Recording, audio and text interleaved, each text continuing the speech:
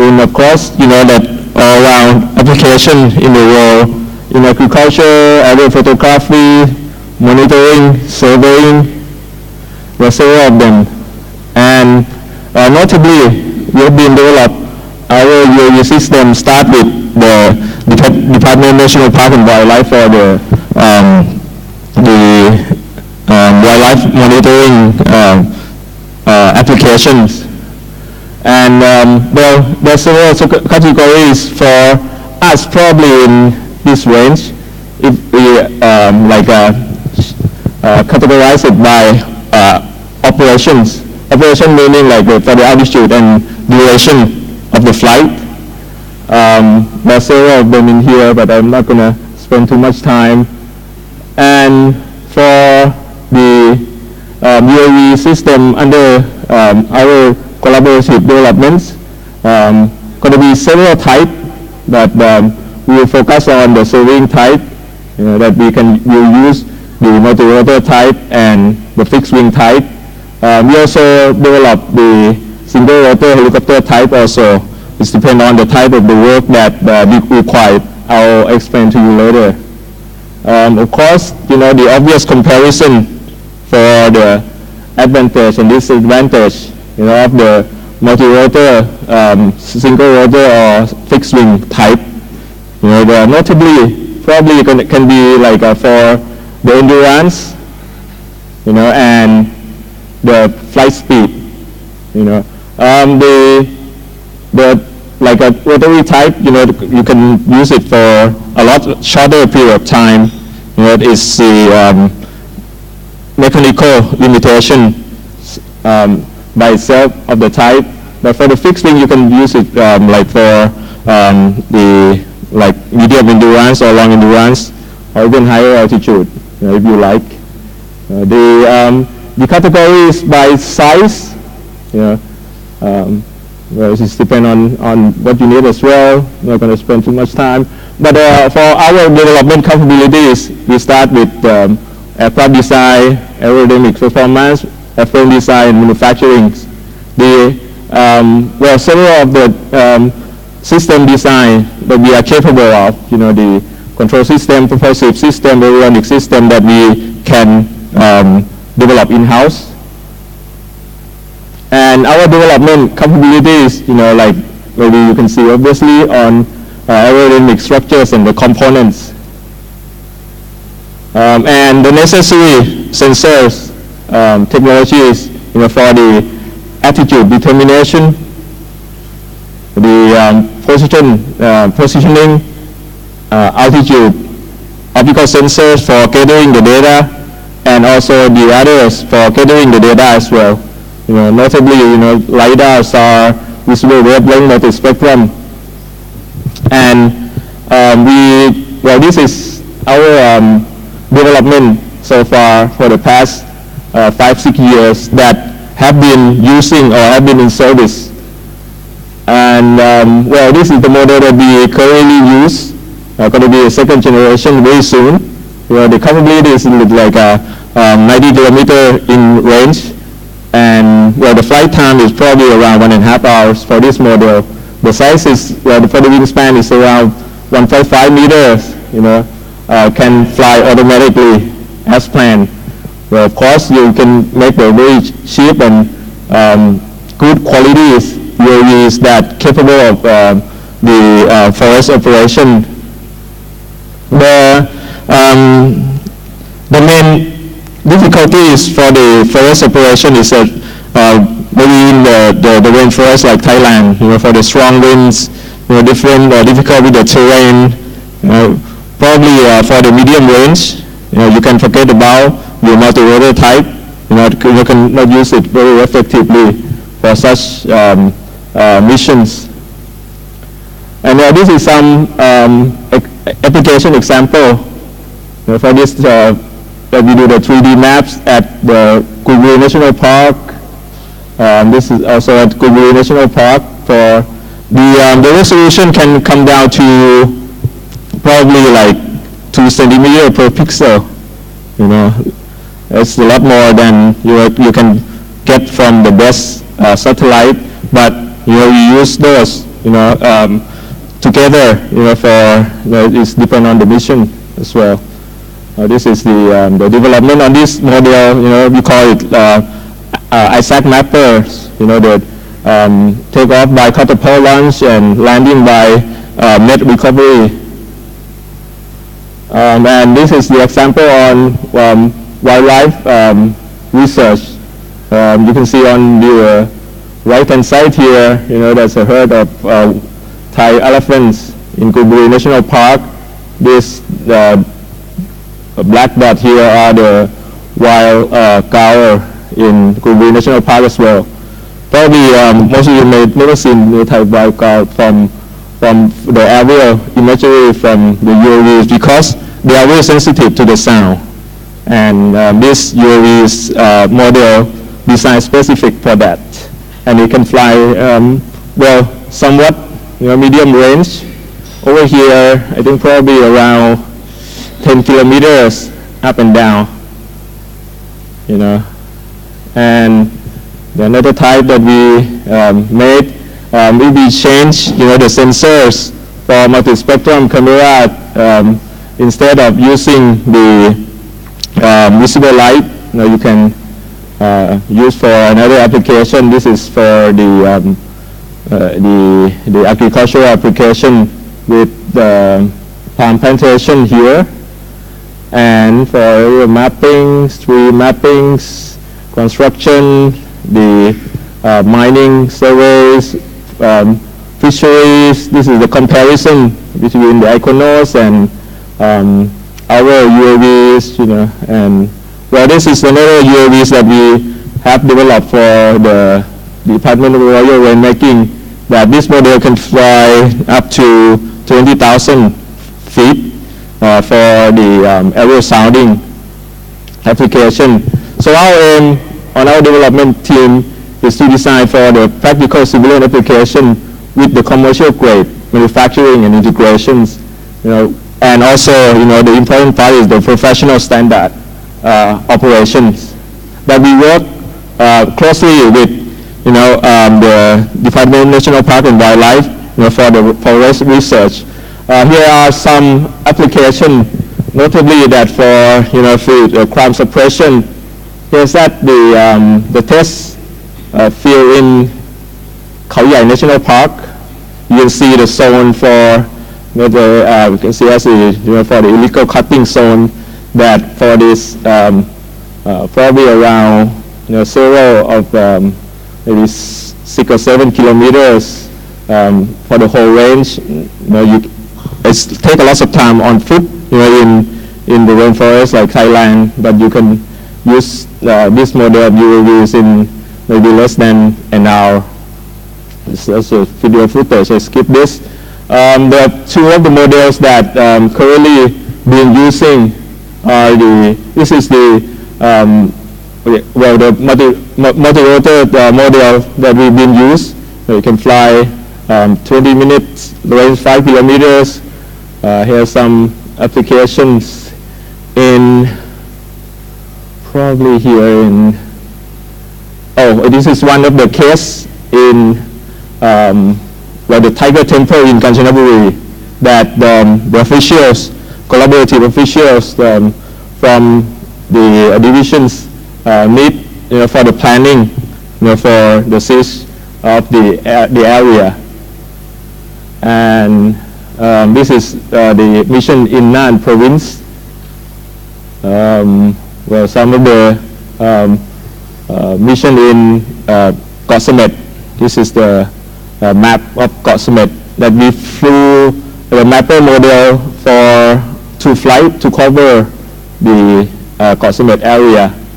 And in Chumpon, probably I should give you one of the short videos for you to see the operations. This is for the takeoff. And the mission in Doi Pukha National Park.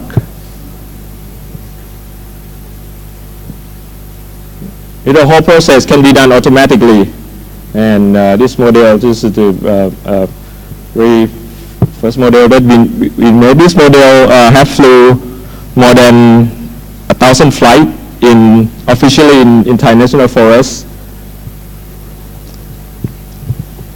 Okay, probably should be enough.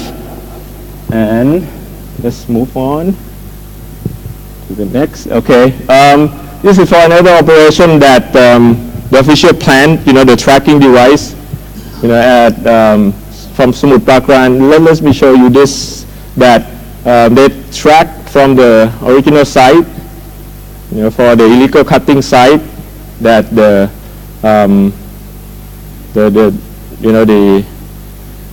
illegal cutters, like use, and then ended up here. I think this is one of the success case of the division that can capture, the wrongdoer here. And this is the if you could remind me, this is where you remember where this the Pukas were? In Lampang. But I wanted to show this for the high resolution map of the area. You can spot the place where they start do the illegal cutting, which is not, of course, impossible to use the satellite. And this is just summarized on what they have been done for the past year, only with these two models. And probably that's the time. If you want to get more information, you can contact us.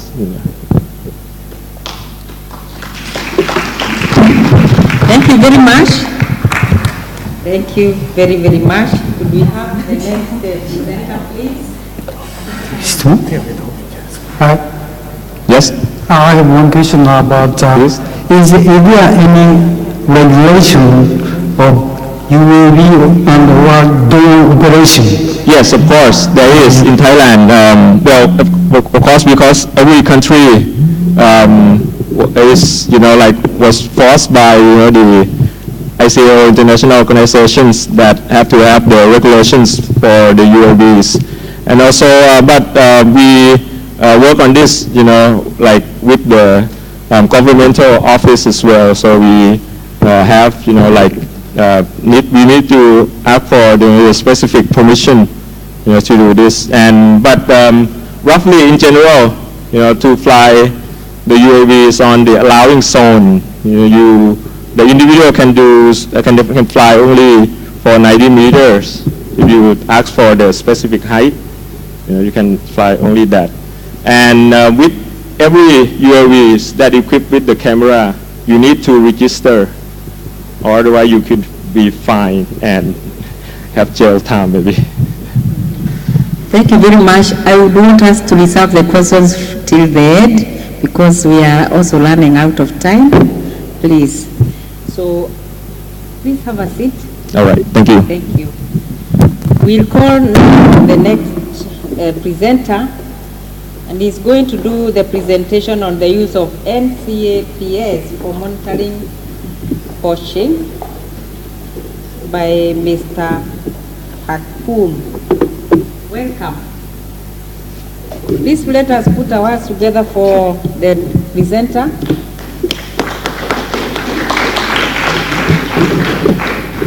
Thank you.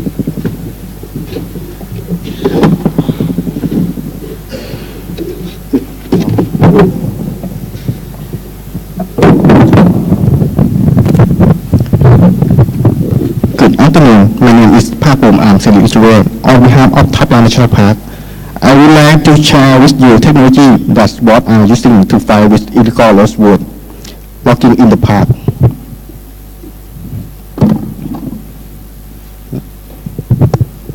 Dong Payayam Khao Yai Forest Complex consists of 5 protected areas, including 4 national parks, that are Khao Yai, Thap Lang, Pasida, Ta Phaya, and one Dong Yai Wildlife Sanctuary.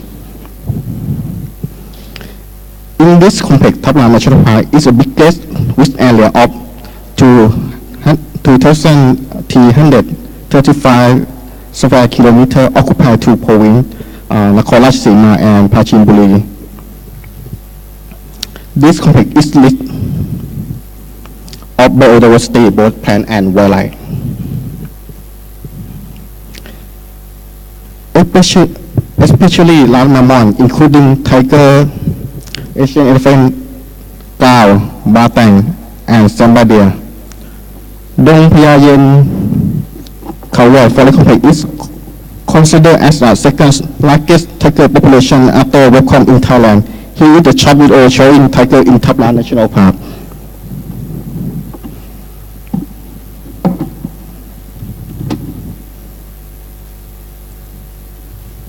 This one.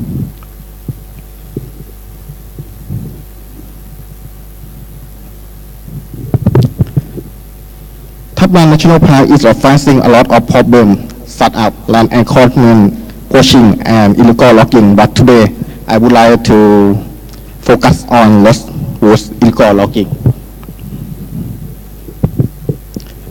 As you can see in this two maps, tiger habitat and rosewood cluster are in the same area.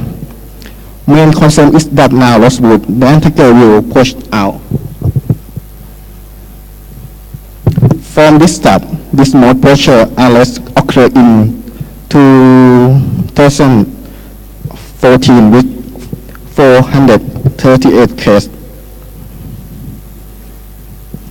The logger have also adapted their strategy to avoid apprehension. They previously used to wheel cart to carry the log. With this technique, the officer can see the track. Then they change to use foreigner carry the log to avoid detection from ranger. This show the hundred of foreign workers coming into the park. As you can see in this chart, almost 60% loggers are foreigners. They use many techniques to transport both in the forest, that's use human, and to wheel cart and on the road by using modified vehicle.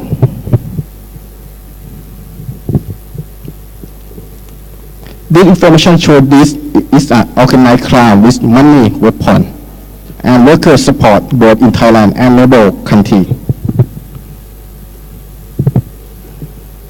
Since 2014 to 2016, the situation is more intense with many gunfire. Many rangers got injured from heavy firearm. How can we solve the problem in Thap Lan National Park? Now, let me share with you the technique we are implementing. The system called Network-Centric Anti-Poaching System, or NCAP. There are four components. First is effective planning and decision making. Second is a standard equipment and technology.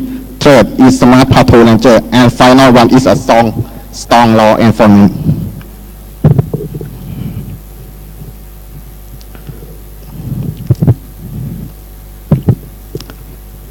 For planning, first we have set up cellular camera location in Dong Phaya Yen Khao Yai Forest Complex based on information from smart patrol system. Then the camera will send the real-time information through server to manager in order to plan for the next step.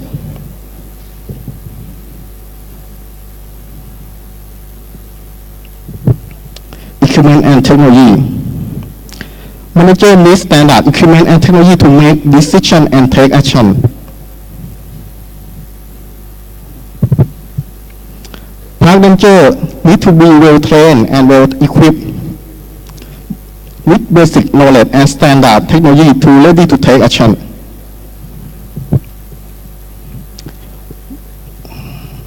We need effective law enforcement to stop rosewood logging. Example of before logging arrest. NCAP help us manage to arrest locker before they can cut down the tree.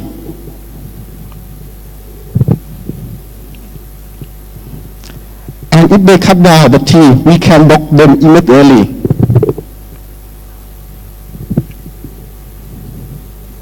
These are cases, but we can block the locker in the forest.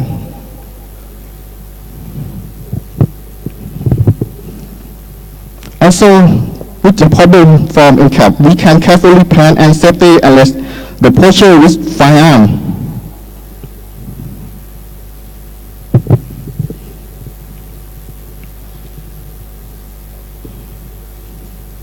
Now, at the site level, we could stop poacher or locker, but not middleman or kingpin. So, we need another different technique to list those big guys using GPS tracker.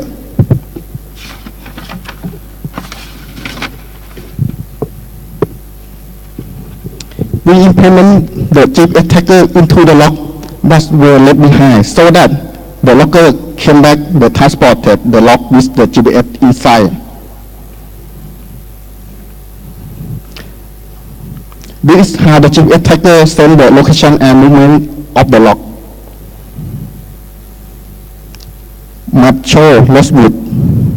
7 days later to 28 p.m. the lock was moving at the speed of 47 km per hour. This map show Rosewood transportation route from Pachimuli to Sakar Province.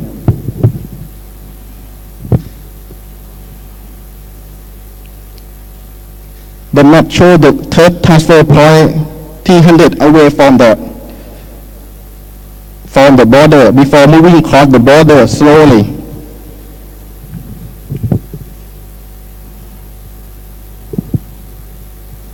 From the Google Street View of the place where the lock we brought to Cambodia, it is opposite to border checkpoint.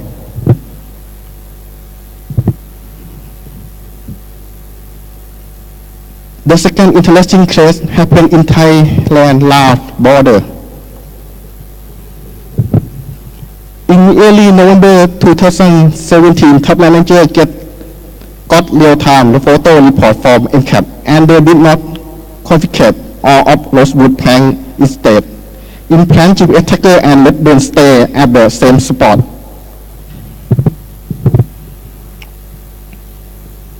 The lock were transport heading to Thailand-Laos border in Mukdahan, province Thailand.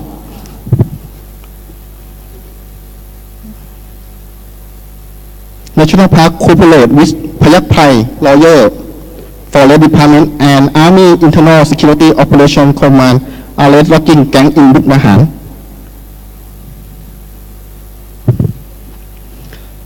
The team arrests one Thai as a diver and one Lao nation from Savanakhet province as a trader, also confiscated lots of rosewood, 2 trucks with Thai license plate and 1 truck from Lao with Savanakhet province registration. This is a transportation route from Thaplan National Park to Lao border, and this is why my superintendent couldn't come today, because he had to go to the court regarding this case. NCAP also held in warning in advance if there are wild elephants came out of agriculture land. This map also shows the resource from NCAP.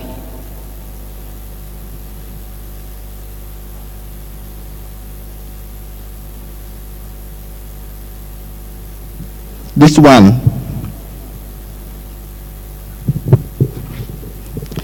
With the successful of NCAP and Smart Patrol System, UNESCO designed to withdraw Dong Paya Yen Khao Yai from list of World Heritage in danger.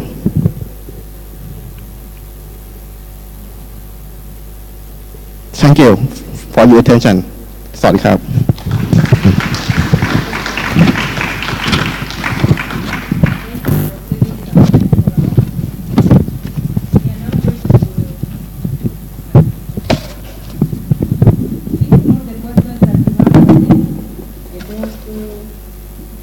so that we can answer things after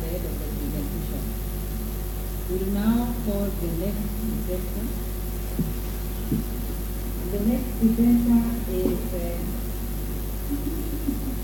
Dr. Matsu, who will give us an introduction to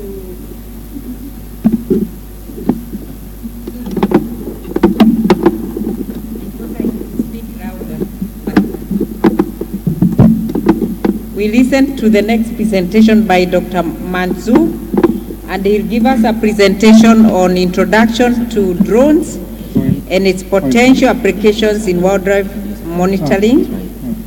And he is from Geoinformation Center, AIT. Thank you. Please give him a clap before he starts. And welcome. Thank you. And I am pleased to be here, particularly Professor Yasoka, my PhD advisor. I finished PhD under him in 2003 in University of Tokyo. So I'm very happy to be here with him. And I am also working in AIT for almost 15 years. And this particular work, actually we are developing drones here. And mostly we are using for different purposes, including agriculture monitoring and also highway monitoring. But this wildlife is not exclusively working, but one of our partner, Mr. Gopi from Tata Consulting Service India. So we have some working in one of the national park in India. We're working on, we have done some work. So I'll explain my experience. First of all, I think previous speaker they talked about drones already. So I'll very quickly give 2-3 slides about.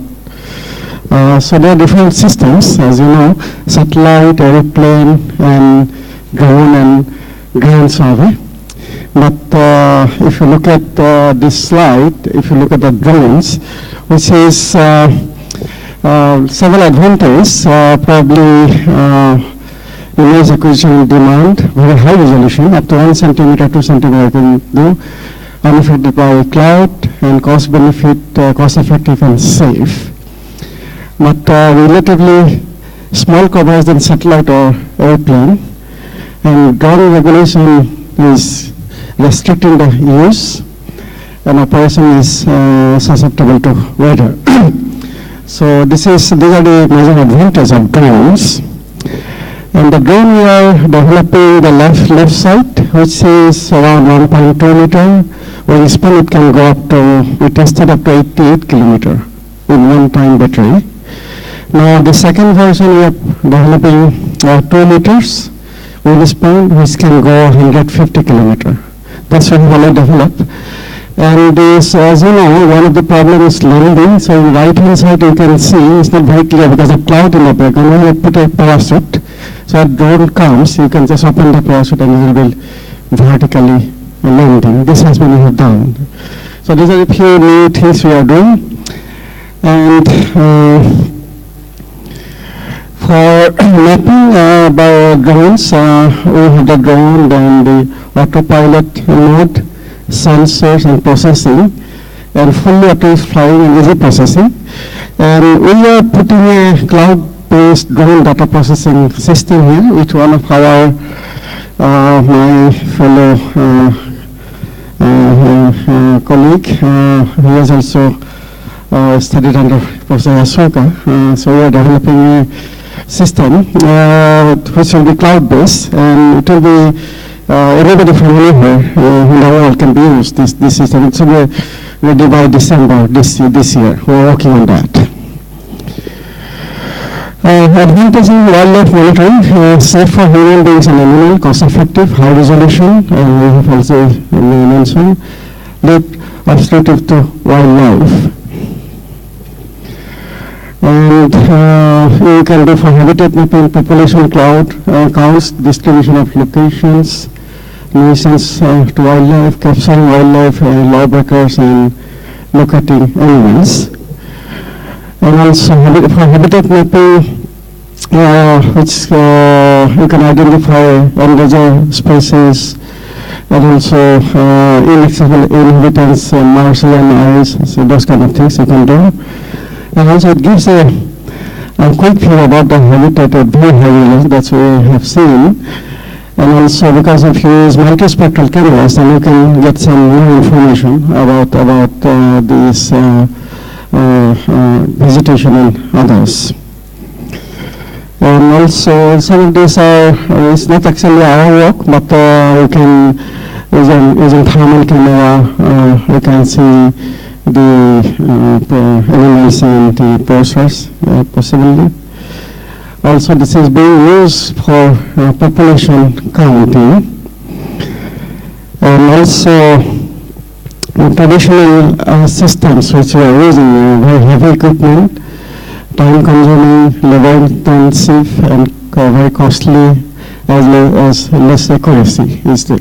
But probably using drone, some of this experiment, I think this was done where manual ground data were between 43 to 97% more accurate than ground counts. So this is something very positive.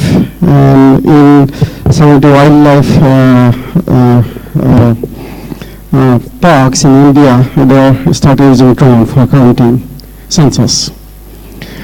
And also distribution of and location of wildlife, the spatial and temporal variation, finding of radioactive wildlife and detecting illegal hunting activities.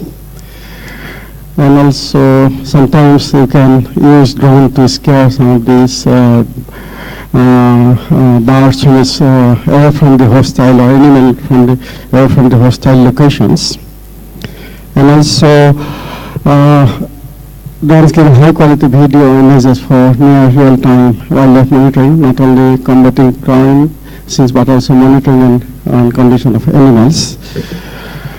This is the one which we work, our colleague from India.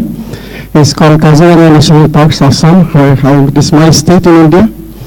This national park is around 600 square kilometer. This has the morning, you can see we have a lot of tiger population. India has a lot of tiger population. This park has almost 400 tigers. 2,413 rhinos this year they have counted. And these are the animals there. A lot of tourists goes there. And these are the animals. And this one, very rare images. I think this is I took in 2009. I was there in the park with one of my professors, Professor Sunjan Rai. So this was, we took this particular picture. And also it is UNESCO World Heritage Site. And of course there are a lot of pursuing activities. Up to the government has taken very, very stringent actions against poachers. You can see 2006 to peak is 2013 and 14 and 15. And after this, government has taken a decision to shoot. If anybody found in the park after 7 or 6 p.m., they can kill, they can shoot. After that, it has been dropped. So this is since 2016, it has been dropped very drastically. So they kill many actually. They kill many poachers after this law changed there. Of course, there's something human rights issues, but the government has taken that tough decision in this particular park. And so this experiment was done using this multi-rotor for routine surveillance, anti-poaching operation, and training vegetation, wildlife, and training and support. And this is done by our colleague from TCS, Mr. Gopi, and the front of drone, and also these are park officials, their demonstration and training. And also they can see a lot of unauthorized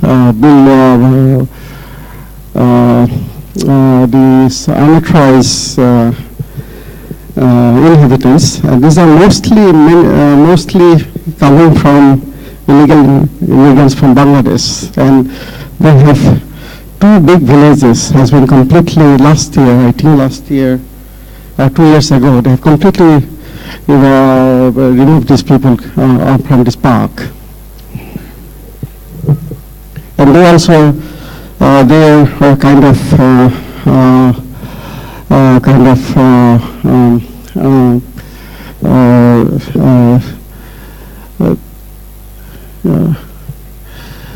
so this is something.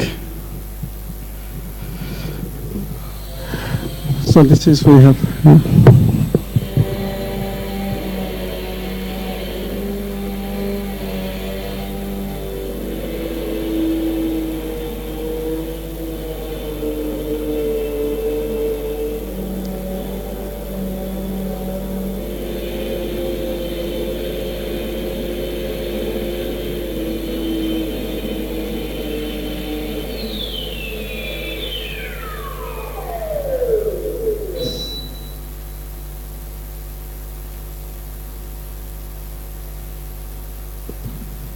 Sorry.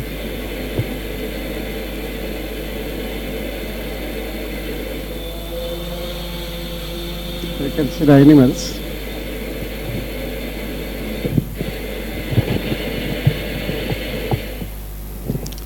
So those are the unauthorized buildings inside the park. You can see. Most of them has been removed. They have been. This is the rhino there. These are the elephants.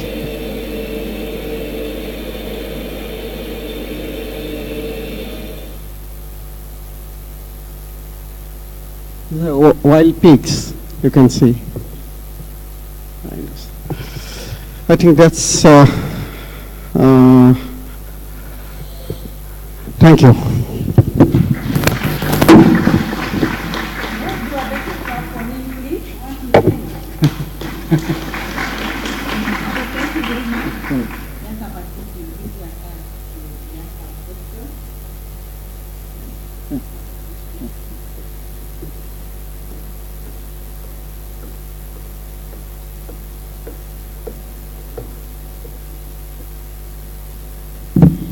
Thank you very much.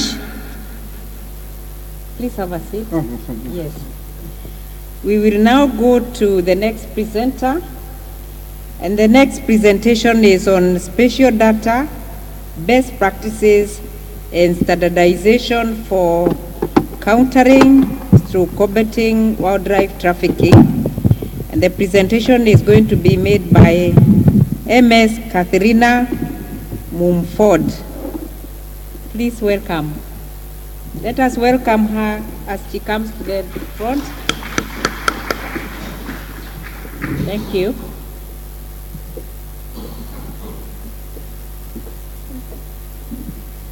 I believe I'm the last presenter today. I was given the prime slot. I promise not to take the rest of your afternoon. I want to leave lots of time for questions. I know people have questions about all of the interesting presentations we've had this weekend. So I'm Kathleen Mumford. I come from the U.S. Department of State in the Office of the Geographer and Global Issues. I'm a geospatial methodologist, so I actually get to call myself a geographer, which really makes my department head happy at the George Washington University. She raised a geographer.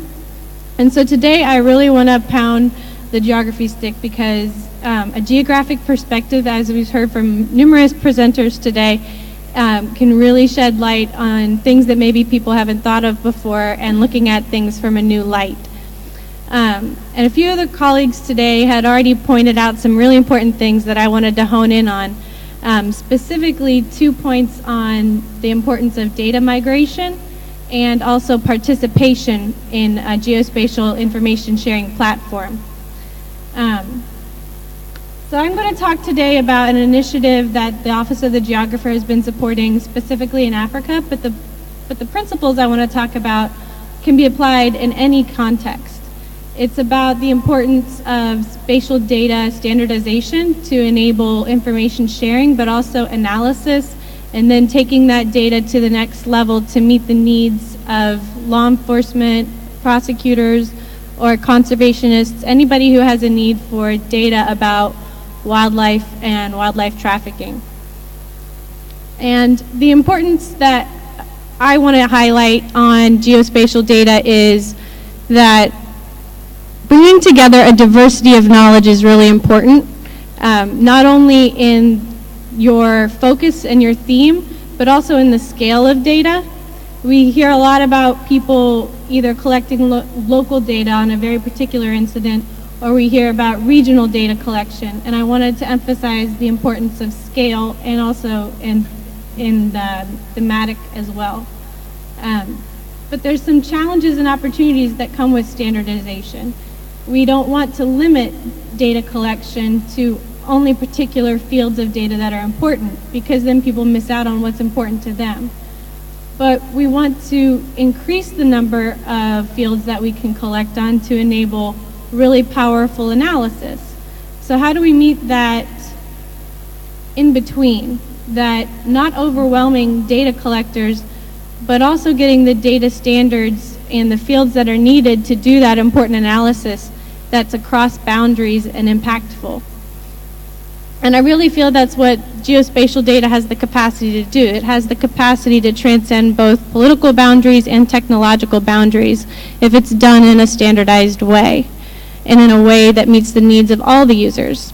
And that's something that is unique about the project that we started with partners across Africa. In March of this year, we gathered together 80 different stakeholders from 22 different countries and held a workshop. And these people came from a variety of stakeholders. There were NGOs, there were governments, there was law enforcement. They came with a variety of knowledge, interested in all different scales of analysis and data. And they brought that together and came up with, what do they want their data to tell them? What is their end use for their data? Not what data do I have, what data do I want? What answers do I want? And how do I get there? And so together they came up and brainstormed a list of data layers that they thought were important to what they were doing. And those data layers came down to 3 different areas, 3 different themes. One being base data, so information just about the environment. It could be land cover, it could be road information, just things that you think of as maybe showing up just on a basic map. The next one was reference data. So these maybe you could think of as human geography. It's the context for your analysis. It's things like the roads and their names. It's maybe cell phone towers. It's all the locational buildings. The information that enhances the data that you're interested in from a combating wildlife trafficking perspective, which would be the observational layers that people are interested. And so that would be things like interdictions. It would be things like evidence collection, transactions, places where people are stockpiling things, safe houses, all the things that you think of as the real meat to CWT. Those would be your observational layers. So we ended up with these 3 categories: your observational, your reference, and your base layers. And from there, people started diving in and came up with a really great list of what would make their data and their analysis and their end use really powerful. And what that did is it made everyone realize that they had common interests. They had common interests in not only the layers and the data that they wanted, but also the fields within those layers that were important. Standardizing, for instance, the way that a date is done to ensure that when you're doing temporal analysis, that you're doing it in a way that makes sense across aggregated scales. For instance, are you doing data analysis on a weekly basis, a daily basis, a monthly or annual basis? That brings into context the idea of scale. So it's really important to be collecting the date or even the time on your data in the same way. So standardization really empowers analysis for the end user. So we talked about the importance of not only date information, but also location information. How specific do you want to get with your data? Well, a lot of people are concerned about privacy in their data. They want specific information, but they don't want to share that out to everyone. So we talked about how you can collect data as specific as your needs allow, and then aggregating that data up to a more generalized spatial scale. For instance, collecting the number of collecting the points of incidents that are happening in an area, but then aggregating that up to, say, an administrative boundary and sharing that information out rather than the specific incidents. So there's power in collecting information at a nice fine scale for yourself, but then being able to still share a portion of that out so that as a community you can address an issue that is inherently transboundary and have a perspective that you can share with everyone who's involved in this community. So this workshop was really an exciting event, and from there we've put together an idea of how we want to continue to engage with this community. And this is what I wanted to share if anyone is considering making a community of interest or a group of people who have a common interest in sharing data, that going from the end user perspective of what do we want to get to, what is the end use of this data, that engaging spatial scale and thematic diverse areas is really important, but then continuing to engage in providing a community and a space for these people to engage. And that's where we spoke with Esri, which is a software company that creates GIS, ArcGIS, and they offered to start up an organizational account for the users that had participated in the workshop. And so we started this pilot program with about 10 different users from a variety of organizations, and we opened up this organization account to them to start loading in data and actually providing geocontext for their data. And I wanted to share just where that platform is right now with everyone. As I said, this is obviously still a pilot, and it's something we're continuing to engage with them on. We just had a webinar a couple weeks ago talking about the basics of using the platform, and we're expecting to continue moving forward on that. So I'm going to run you through here real quick. If I can get a quick show of hands, has anybody worked with ArcGIS online? Oh, just a few. Okay, great. So it'll be really exciting and a good wake-up call at 5:15 in the afternoon. So it's a web-based GIS, web-based geographic information system, and it's really powerful. And it has maps, but it also has analytics built in. And I wanted to show you some of what it can do. So this is the homepage. It's completely customizable. It's just really basic right now. But I wanted to show you the content screen. This is really interesting because you can take data that's already been loaded up by other organizations to share it. So this is where I wanted people to pull in and find existing data. We don't have to go out and build a lot of those reference data layers like cell phone towers or roads. They're already there. They just need to be found and discovered and shared.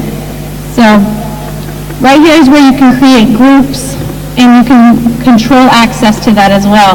So you can share specific layers with specific groups, and then you can enable both privacy and discovery for people that you know would be interested in your data or even the data that you've found that belongs to another organization. I also want to show, I heard some people talking about the difficulty of operating in remote environments and in disconnected environments. One of the things that we can do on here is to develop really simple forms, but these forms get at the importance of what I was saying earlier on standardization. If you can control the way that data is put into a system, you can enable standardized analysis later on. This gets at maybe having typos. You won't have typos if you have a drop-down list or radio buttons for what can be selected for a field. So this is an example of a form that was created. This form can be downloaded onto any Android or iOS device while you're in a connected environment, and then you can take that device out into the field, collect and be disconnected, collect data, and then when you come back to a connected environment, you can upload it. So you can do these things in a way that's disconnected and it's really powerful but still standardized. So it's an example of being able to load in photos, and then it gets controlled farther down, you see you have, you can pick the location, which is obviously very important for geographic data, and the source, the date, so it's already standardized, and then you have who's this associated with. All of these things can be made by somebody who doesn't have coding experience at all. It's actually behind the scenes, it's an Excel spreadsheet. So it's very powerful and relatively easy to use. The last thing I wanted to talk about are story maps, and it sounds kind of cheesy, but as you've seen today, the power of getting your work and the importance of the story of your work out, this app that Esri has made called Story Maps really helps you to highlight your work. When you talk about how well things are going or your challenges or what you're working on, Story Maps are wonderful. It's very slick. This was made by an intern, so I won't take credit for it, and I also won't take fault for it either. But it talks about poaching incidents all the way up from the continental scale all the way down to a local park scale. So it gets at that idea of scale and diversity as well. So we're talking about poaching in different countries across the continent. It scrolls down and gets even further into it. And this, all I'm doing right now is scrolling. I'm not clicking or anything, but everything in here, these are interactive. So this is it's not just a PowerPoint slide.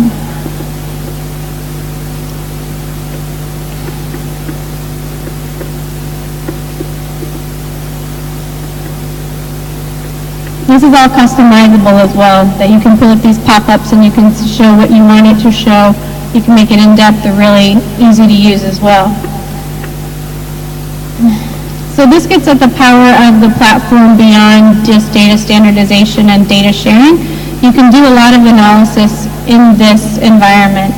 All this analysis that's going to show up here were done in ArcGIS Online by an intern, so it's easy to use. So here the intern took data on poverty, he took conflict data, he took poaching incidents, and then he also combined all of that with ship tracking information and did some analysis to see where maybe some areas of choke points could be found, where density was showing up of different events, and he used that to dive more deeply into his area of interest, which was South Africa.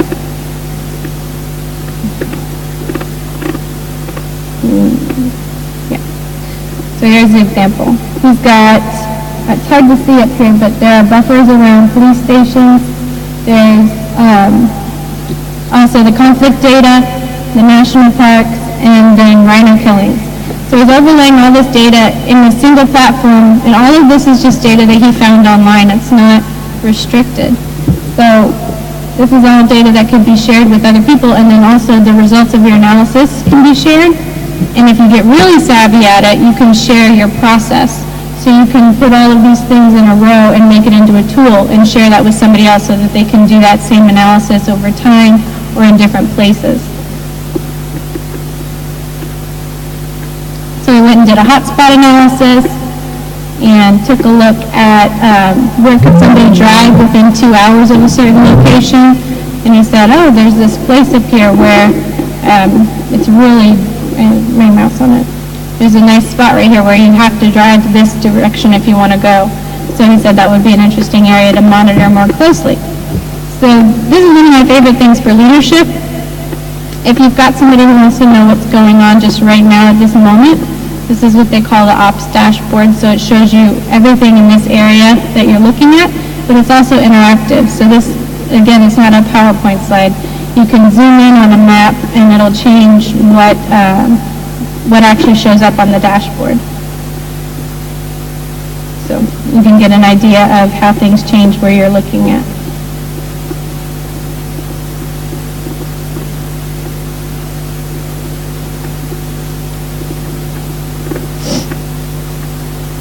So again, this is just an example of how to use a story map to communicate both your data and your analysis to people who aren't maybe diving into it as deeply as you are. It's really powerful for winning people over to your way of doing data management and data analysis if you realize this is important, I want to standardize our data, and I want to standardize the way we do analysis, but you can't really communicate the importance of that to somebody else who needs to be your decision maker. This is really powerful stuff. So our way forward on this project, we want to continue to grow the community that we have in our ArcGIS Online community. We want to refine the data standardization that we've made. We have a data dictionary, and we're continuing to work on the fields that we want to include for each of those layers. So that's something we continue to engage our community on. We want to build more apps like the one that I showed you for the forum so that people can collect data in a standardized way, but we also want to teach people how to use those apps and make those apps so that it's not just top-down. We are concluding the presentation, please. Yes. So that's our way forward. If you have any questions about the workshop that we did or where we're going next, or if you're interested in participating, please let me know. Thank you. Thank you. Let us give him a clap. Yes, we agreed that you are recording the questions that you have for the presenters, and I'm going to give at least each presenter will get at least one question first, so that we can go through all of them. And you will mention the person who is going to respond to your question. So can we have the first question to the first presenter? And the first presenter was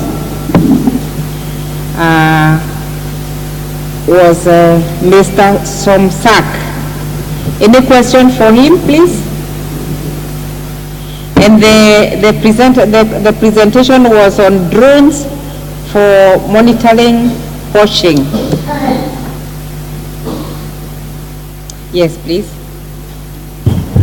Thank you very much for all the presentations. So my question is to Mr. Papone. My question is like that: you are doing a monitoring for poaching and some other illegal activities. So my question is, do you think that if we can involve the community living nearby, will help help our monitoring system better?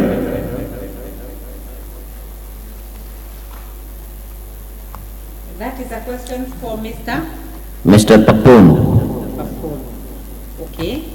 Can we have another question, please, for another presenter? They will respond all of them after that. Yes, please.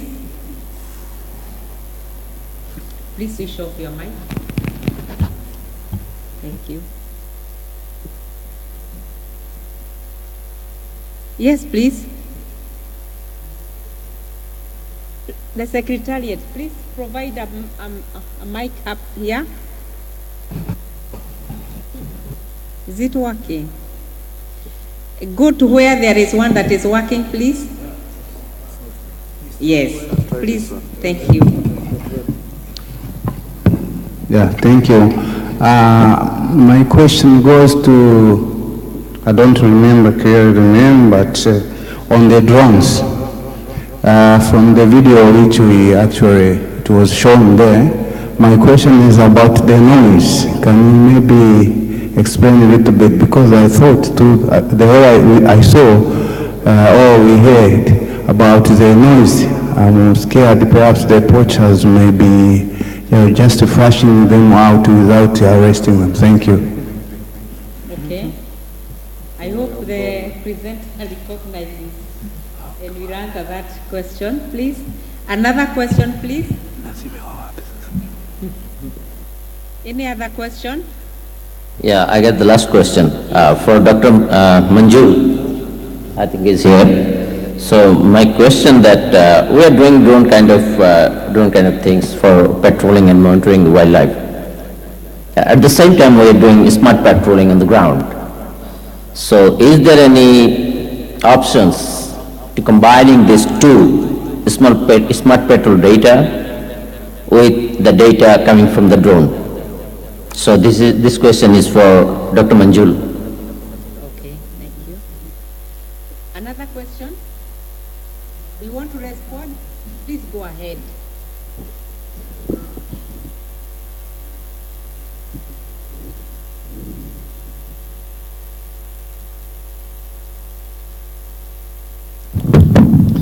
Okay, I go for the first question regarding noise. Yes, this is an issue. In fact, yesterday I was in this place. Today morning I arrived from there, and I had a very senior official who actually conducted this from Forest Department. I had a meeting yesterday, so because we are going to develop the drones for them. Noise is an issue, big issue there. So when they fly the drone at low height, and there are a lot of animals, they become also scared. So the solution is, we are thinking is that we use the fixed wing drone, which is not noisy, leave it up, and with very high quality camera, even camera is up, still it can get the resolution, right resolution. So that's our plan next. But it will take some time. And for your information, only yesterday, the drone law for the commercial uses has come only yesterday in India. So there's a very good news for us. So I think we'll be going very big way.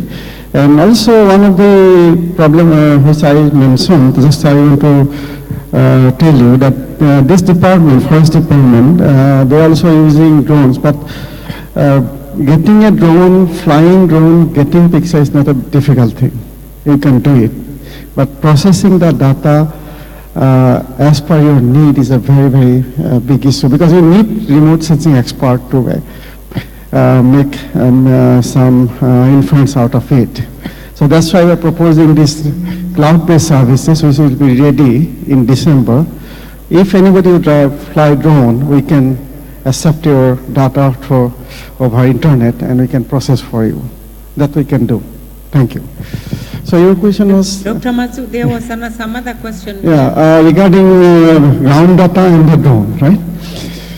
Yes, so I think ground data, we have done, you're from Bangladesh, I think, right? So we have done one project, not in drone, not in wildlife, but in disaster. I work in Sirajganj and South Barguna, which is basically satellite data and ground data for disaster, combining. The concept is very similar. I think the best way could be, you have the drone data, and we develop some mobile applications, okay?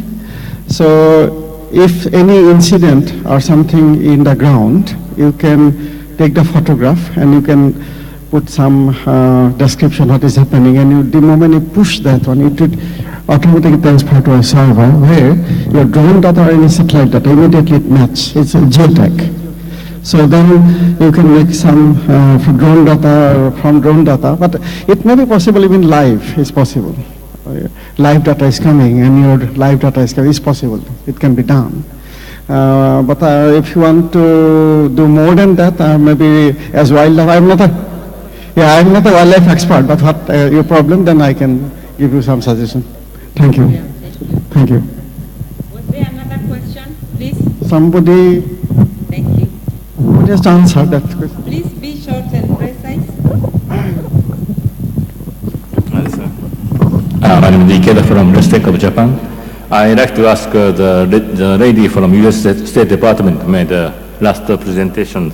I understand that you're working with specific countries in Africa in accumulating data, but I wonder how you could be soliciting these countries in the region to share such data accumulated. How you are working in this regard? I'd like to you to elaborate in it. Thank you. Please provide a mic, or you come where there is one, please. Thank you. Hello. So the workshop was held at the end of March, and my understanding, I wasn't there, I was on maternity leave, but the way that they approached everyone was it was an open invitation, and that they were really surprised by the number of people who came. There was over 80 people. So it wasn't a selection, it was more of just an open invitation. And I think that the people we've selected for the website specifically as pilot users were people we knew were really GIS savvy, and they would be able to dive deeply into the platform and into the data and fix anything that was a problem to start with. That way, when we open the platform up to a larger user base, that people wouldn't get on the platform, and if there were problems, you know, if somebody starts to work with something and it doesn't work perfectly right away, a lot of times they just drop it. They just think it doesn't work and they don't work with it anymore. So we wanted to get all the bugs out before we opened it to a larger audience. Does that answer your question? Are you also involved in the capacity building to better use of the information? I'm sorry, what? Are you engaged in the capacity building also? Oh yes, absolutely. The webinars that we are planning to have, the first one was an overview of how to use the platform, how to load data in, how to interact with your data, and then the next one that we plan to move on will be like PDFs and worksheets to help move people through some of the problems that we think that they'll have once they start to dig into the platform. Okay, thank you. Thank you very much. Can we give the presenters and the people who ask questions a clap? And then lastly to all of us, the way we are going to do it, because we have done very well, we are going to call it a global clap. Because we've done well, we can start with 5, then 4 of them, 3, 2, 1. And we have 1, 2, 3, 4,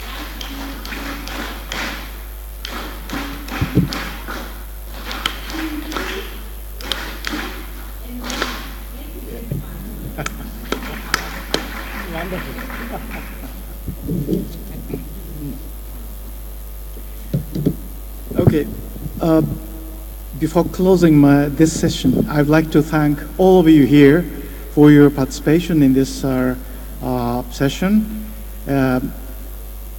I hope we have time to discuss again for the integration of different technologies. For example, if we had a time, I would like to discuss about the integration DNA technology shown in this morning with remote sensing technologies together, and in order to realize the real practical system, we have to integrate it. We have to integrate all of them from the backcasting viewpoint of the final goal.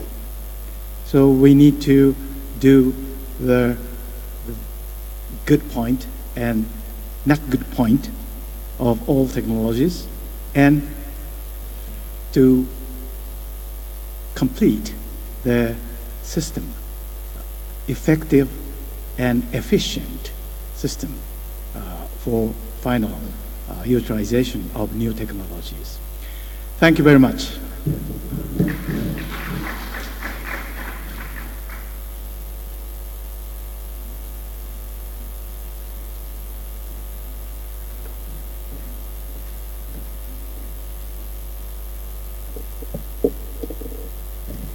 Thank you, Professor Yoshifumi and Ms. Margaret, for the session. With this, we've come to the end of today's sessions. We hope that all the delegates today gained insight about the science, technology, and innovation, and particularly about the geospatial technologies used in forest and wildlife crimes. We hope that today was a productive day and has set the tone for tomorrow as well. Before dispersing for the official reception, I would like to announce that tomorrow we will have an intergovernmental meeting regarding information sharing, which will start at 6:30 p.m. tomorrow. I would like everyone to please note the time that it's 6:30 p.m. tomorrow. Regarding this meeting, our rapporteurs and ushers shall guide and inform anyone with relevant information.